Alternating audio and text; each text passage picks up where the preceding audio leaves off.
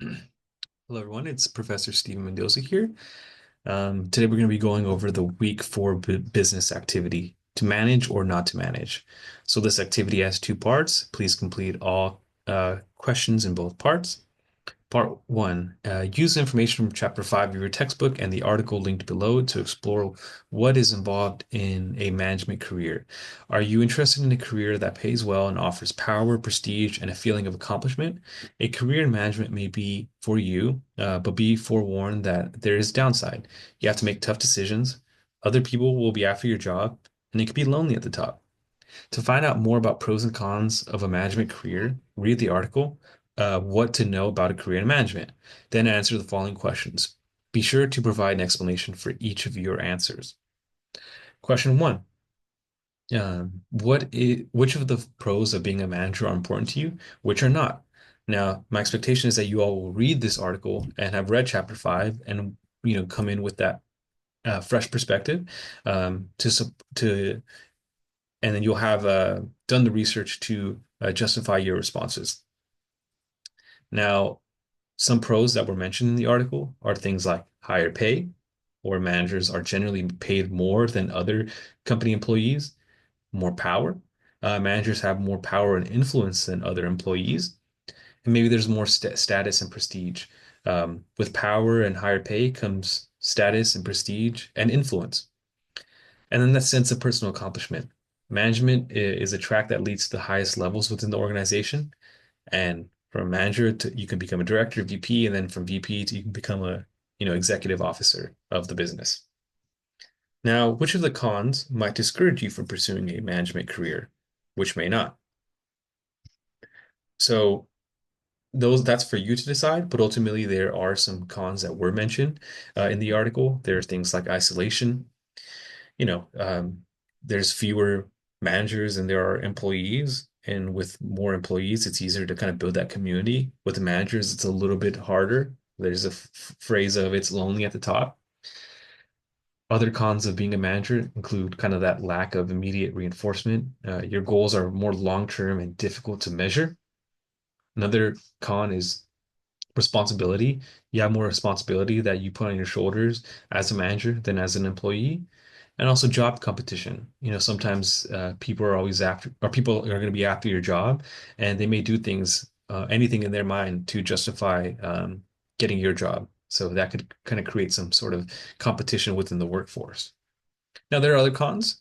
Feel free to kind of list them out and explain them, but also explain the last part where which of these cons might not discourage you. Now, considering balance, does a career in management appeal to you? Why not? I would say that's for you all to decide. I'd love to kind of hear kind of how you justify it and make sure that your responses are well supported.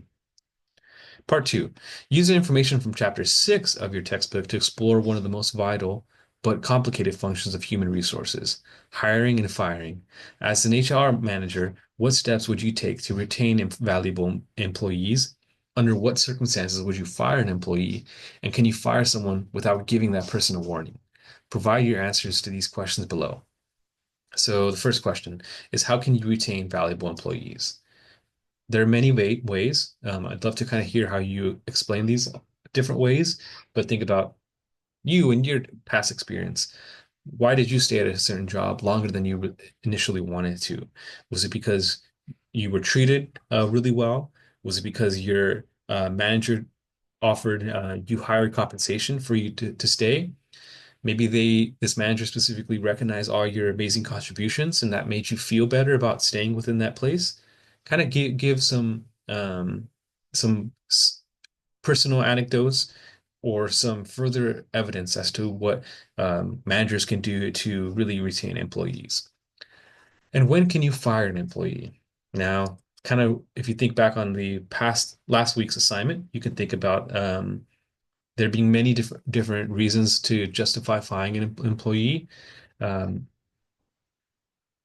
but really it's under the kind of the following circumstances.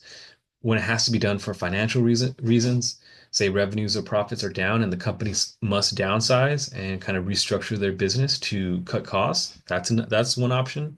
Or when an employee fails to meet performance requirements. This is an interesting one. Can you fire someone without giving a warning? I want you all to do your research, and explain why, but the truth is, yes. Technically, yes. Unless an employee is working under a contract, he or she is considered to be employed at will and can be fired without justification. Interesting, but feel free to kind of do some further research into the explanation of at will. What does at will mean? Think about your past employment opportunities. Have you been employed at will? And kind of share a little bit more about that. And of course, how that makes you feel too. Can you think of any aspects of hiring and firing that intersect with our earlier conversations about ethics and responsibilities? Now, my expectation is that answers will vary widely here, but some possibilities include discussions of, say, conflicts of interest, retaliation, ethical treatment of employees. So just kind of feel free to justify your responses there. And I'm really looking forward to kind of reading through it. If you have any further questions, feel free to email me. But that's all kind of the homework help for this week.